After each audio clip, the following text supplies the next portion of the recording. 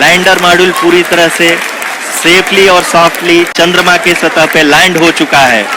ये हम लोगों के लिए बहुत ही गर्व की बात है। हिंदी में एक कहावत है कि चंदा मामा दूर के, लेकिन अब हम ये कह सकते हैं कि चंदा मामा अपने घर के। बहुत ही उम्दा। The hard work of the entire ISRO community has come to fruition.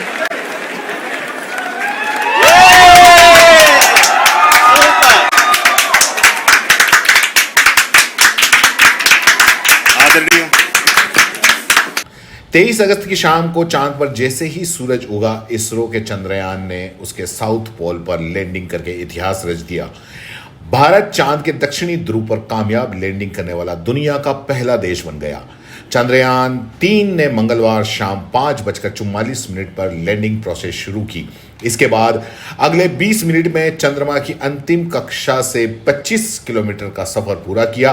शाम 6:04 पर चंद्रयान 3 के लैंडर ने चांद पर पहला कदम रखा।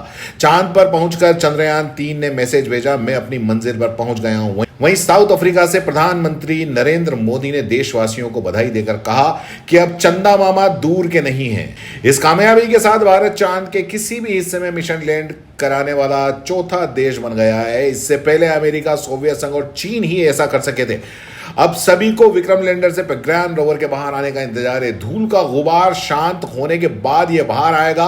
इसमें करीब 1 घंटा 50 मिनट लगेगा। इसके बाद विक्रम और प्रज्ञान एक दूसरे के फोटो खींचेंगे और पृथ्वी पर भेजेंगे। चंद्रयान मिशन को ऑपरेट कर रहे इंडियन स्पेस रिसर्च ऑर्गेनाइजेशन यानी इसरो ने चंद्रयान को श्रीहरिकोटा से 14 जुलाई को लॉन्च किया था।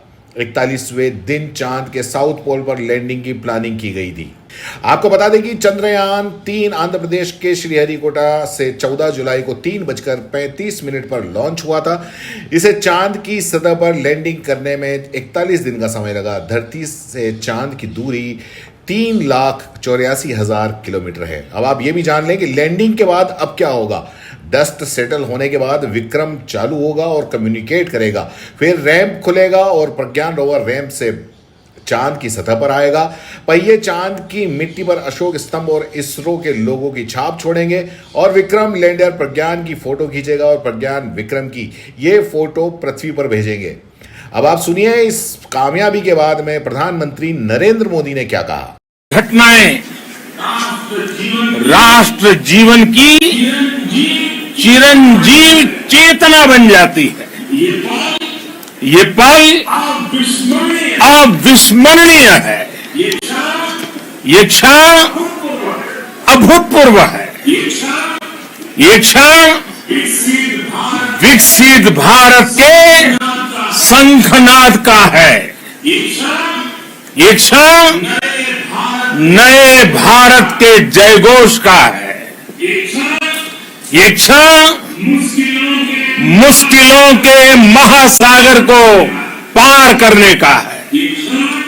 ये क्षण जीत के चंद्र पथ पर चलने का है। ये क्षण 140 करोड़ धड़कनों के सामर्थ्य का है। ये क्षण भारत में नई ऊर्जा, नया विश्वास, नई चेतना का है। ये क्षण भारत के उदयमान भाग्य के आह्वान का है।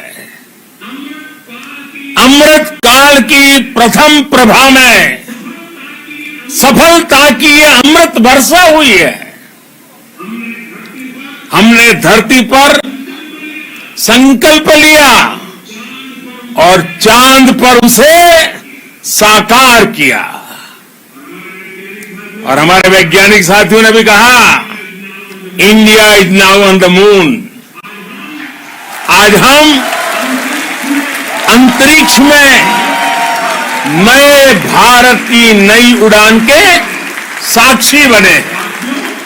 साथियों, मैं इस समय ब्रिक्स समिट में हिस्सा लेने के लिए दक्षिण अफ्रीका में हूं, लेकिन हर देशवासी की तरह मेरा मन चंद्रयान महाअभियान पर भी लगा हुआ था।